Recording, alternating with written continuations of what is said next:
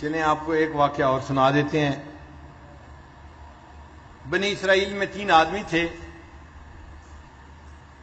ان میں سے ایک آدمی کے چہرے کے اوپر برس کے داغ تھے۔ برس کے داغ کہتے ہیں سفید داغ ہو جاتے ہیں۔ تو جب مختلف داغ ہوتے ہیں نا جگہوں پہ، آنکھوں پہ، ناک پہ، ہونٹوں پہ، تو کئی مرتبہ بندہ بڑا کبھی شکل نظر آتا ہے، دیکھنے والے کو عجیب لگتا ہے۔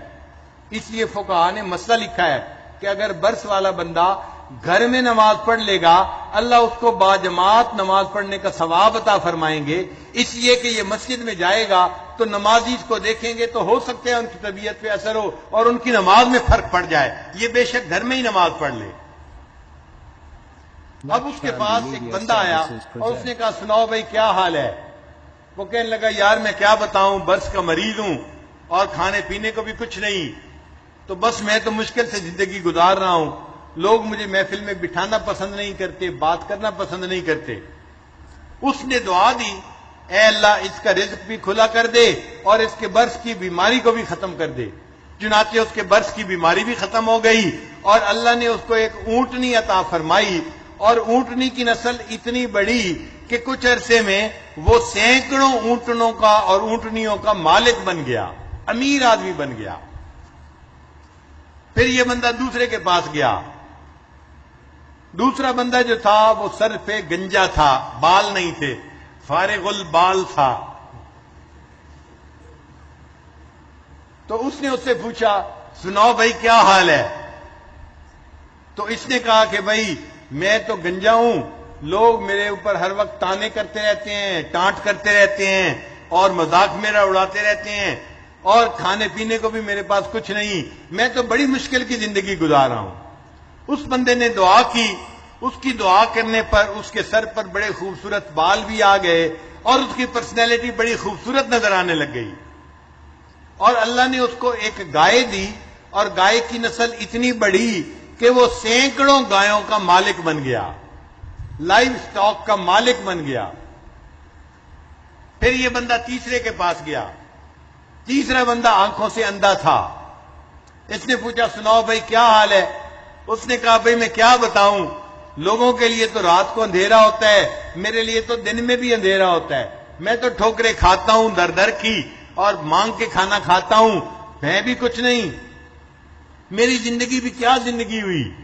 اس نے دعا کر دی، اللہ نے اس کو بینائی بھی عطا فرما دی اور اس کو ایک بکری دی، اور بکری کی نسل اتنی بڑی کہ یہ سینکڑوں ہزاروں بکریوں کا مالک بن گیا۔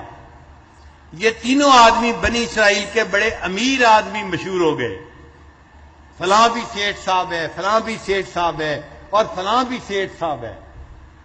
جب کئی سال ان کو نعمتوں میں گزر گئے تو ایک بندہ ان میں سے پہلے کے پاس واپس آیا، جو اونٹوں کا مالک تھا، اور اس کو کہا کہ دیکھو بھائی اللہ نے آپ کو اتنی خوبصورت شکل بھی دی ہے اور اتنے اونٹ بھی دیے ہیں، مال پیسے بھی دیے ہیں، آپ کے پاس تو کچھ نہیں تھا، آپ کو سب کچھ اللہ نے دیا، میں اس اللہ کے نام پر مانگنے کے لیے آیا ہوں۔ جب اس نے کہا نا کہ آپ کے پاس تو کچھ نہیں تھا، اللہ نے سب کچھ دیا، اب اس بندے کو دل کے اندر غصہ آیا، تو کیسے کہتے ہیں کہ تمہارے پاس کچھ نہیں تھا؟ میں تو شروع سے امیر ہوں اور میں کسی کا جو ہے لے کے نہیں کھاتا، میں تو کاروبار کرتا ہوں اور محنت کرتا ہوں اور میرے پاس محنت کا یہ نتیجہ ہے۔ اس نے نعمت کو اللہ کی طرف منسوب نہیں کیا، اپنی طرف منسوب کیا۔ اس نے کہا کہ اب آج کے بعد اگر تم نے کہا نا کہ تمہارے پاس کچھ نہیں تھا تو میں تمہیں جوتے مار کے یہاں سے بھگا دوں گا۔ اس نے کہا کہ بھائی ناراض نہ ہو، جیسے تم تھے اللہ تمہیں ویسے ہی کر دے۔ یہ کہہ کے چلا گیا۔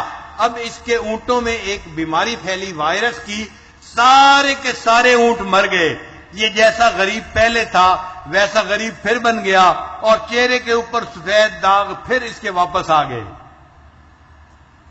پھر وہ بندہ دوسرے کے پاس گیا جو گایوں کا مالک تھا، لائف سٹاک کا مالک تھا۔ اس کو کہا اللہ نے آپ کو اتنا کچھ دیا ہے، آپ کے پاس تو کچھ نہیں تھا، اللہ نے اتنا کچھ آپ کو دیا، اسی اللہ کے نام پہ میں مانگنے آیا ہوں، بھائی آپ مجھے بھی کچھ دے دیں۔ اس کو بھی بڑا غصہ آیا۔ اس نے کہا تمہارے گھر سے لا کے کھاتا ہوں، یہ تو میں کاروبار سے کمایا ہے، اور میرا تو باپ بھی امیر تھا اور اس کا باپ بھی امیر تھا، میں تو جدی پشتی امیر باپ کا بیٹا ہوں، خبردار جو تم نے مجھے ایسی بات کہی۔ ایسی باتیں کرنے آ جاتے ہیں ٹکے ٹکے کے بندے۔ جب اس نے ایسی بات کی، اس نے کہا بھائی مجھ سے ناراض نہ ہو، جیسے آپ پہلے تھے اللہ آپ کو ویسا ہی کر دے۔ وہ تو چلا گیا، اب اس کے سر سے بال بھی سارے جھڑ گئے، یہ پھر فارغ البال ہو گیا، یہ پھر گنجا ہو گیا، اور اس کی جو ہے نا وہ گائیں بھی مر گئیں، یہ پھر اسی طرح جو ہے وہ فقر و فاقہ میں آ گیا۔ پھر وہ بندہ تیسرے کے پاس گیا، وہ جو تیسرا بندہ تھا وہ دو پہاڑوں کے درمیان اپنی بکریاں چرا رہا تھا، اور اس کی بکریاں اتنی زیادہ تھیں کہ دونوں پہاڑوں کے درمیان کی پوری جگہ بکریوں نے بھر دی ہوئی تھی۔ اس نے جا کے اس کو کہا کہ بھائی آپ کے پاس تو کچھ نہیں تھا، اللہ نے آپ کو سب کچھ دیا، میں اسی اللہ کے نام پہ مانگنے کے لیے آیا ہوں، اللہ پہ نام پہ کچھ مجھے بھی دے دو۔ جب اس نے یہ کہا اس بندے کی آنکھوں میں آنسو آ گئے، وہ کہنے لگا بھائی تم بالکل سچ کہہ رہے ہو، ایک وقت تھا میں اندھا تھا، در در کی ٹھوکریں کھاتا تھا، لوگوں سے مانگ کے کھاتا تھا، پھر کسی بندے نے مجھے دعا دی، اللہ نے میری بینائی بھی عطا فرما دی، اور اللہ نے مجھے بکریاں بھی دیں۔ یہ دو پہاڑوں کے درمیان جتنی بکریاں ہیں یہ سب اللہ نے مجھے دی ہیں، اس اللہ کے نام پہ مانگنے کے لیے تم آئے ہو، جتنا تمہارا دل چاہے تم بکریوں کو لے جاؤ اللہ کے نام پہ۔ اس بندے نے کہا اللہ تمہیں مبارک کرے، میں تو فرشتہ ہوں، اللہ نے 3 بندوں کی طرف امتحان کے طور پر بھیجا تھا، 2 بندے اپنی اوقات بھول گئے، اللہ نے نعمتیں واپس لے لی، تم نے اپنی اوقات کو یاد رکھا، اللہ تعالیٰ اپنی نعمتیں تمہیں اور زیادہ عطا فرمائے۔ اس بندے کو اللہ نے اور نعمتیں عطا فرما دی۔